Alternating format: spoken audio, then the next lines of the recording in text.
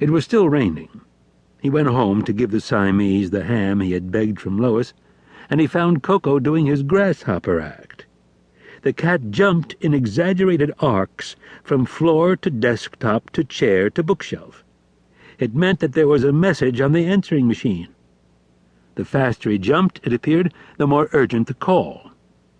How did the cat know the content of the message? Perhaps Laurie was right, Qwill thought. Cats have ESP whiskers. The message was from Sarah, the office manager, who had never phoned him at the barn before. "Sorry to bother you at home," said the deferential voice, "but an express letter came for you. I thought I should let you know." He got her on the phone immediately. "Sarah, this is Qwill. About the express letter, what's the return address?" "It's just hotel stationery. No one's name. It's from Salt Lake City." "I'll pick it up right away, thanks." Qwill felt a tingling on his upper lip. He had a hunch who was writing to him.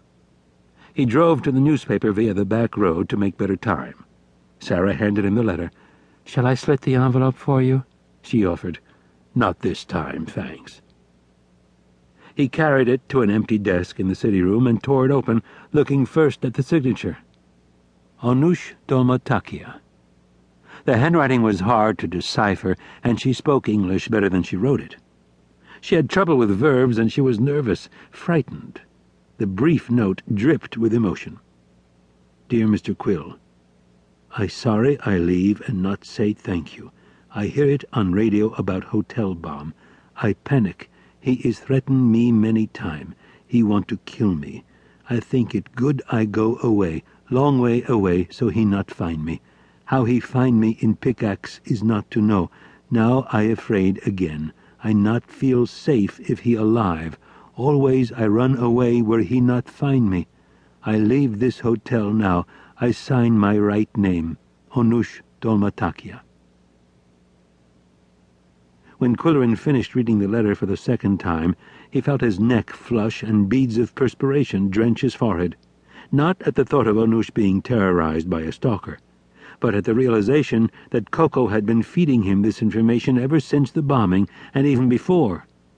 Koko had been stalking Yum Yum boldly and repeatedly in a way that looked like a purposeful campaign. Qwill telephoned the police station. "Stay there," he barked at Brody. "I have some curious information." A few minutes later he walked into the chief's office. "What have you got?" Brody demanded gruffly. "A letter from Onush Dolmatakia, a.k.a. Ona Dolman. Don't ask any questions till you read it. She addressed it to me at the paper." Brody grunted several times as he read it, then threw it down on the desk. "Why the hell didn't she tell us his name and how to find him? Stupid."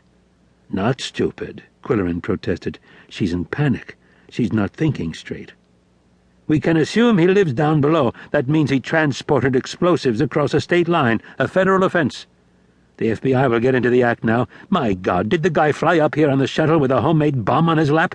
In fancy wrappings? Crazy woman. Why didn't she give us more information? She's left Salt Lake City by now." Qwill said, "Dolman is obviously an Americanization of Dolmatakia and not the name of her ex-husband. All we know about him is that he might be a fan of the Detroit Tigers, judging by the description of his cap. There's got to be a local connection. How would he know she was here? Who drove the getaway vehicle? Did the same blue truck pick him up at the airport?" "Well, the ball's in your court, Andy. I have unfinished business at home. Give me Onush's letter." "I'll keep the original," the chief said. "You can have a copy." Qwill went home and counted whiskers. He counted Koko's first and then Yum Yum's.